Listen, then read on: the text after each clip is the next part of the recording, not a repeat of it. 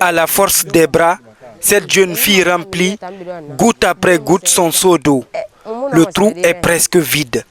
Nous sommes à Kabak, une sous-préfecture située à environ 140 km de Conakry. Ici, cette ressource vitale vaut tous les sacrifices. L'eau potable est quasiment inaccessible.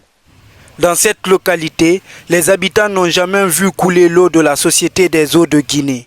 Pour plus de 30 000 personnes, un seul forage, aujourd'hui à sec. Filmé discrètement, le sous-préfet évoque une denrée introuvable. Le problème d'eau, c'est le premier problème à Kabak. Mon frère, le problème d'eau se pose avec acuité. Il est très difficile de trouver de l'eau. Alors cette eau rougeâtre puisée dans un trou boueux attire toutes les convoitises, surtout celles des femmes. Vaisselle, lessive, elle sert à tout. On va mettre le médicament, puis nous faisons la lessive et le linge. Mais le plus inquiétant, c'est qu'elle est aussi utilisée pour la consommation, avec un minimum de traitement et beaucoup de risques.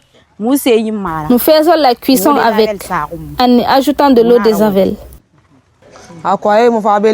Si l'eau minérale ne vient pas ici, c'est cette eau que nous buvons. Donc c'est cette même eau que nous utilisons. Nous n'avons pas de pompe. C'est ici que nous venons puiser l'eau. Nous avons voulu faire analyser cette eau pour comprendre les risques et identifier les impuretés qu'elle contient. Mais la mission s'est révélée presque impossible.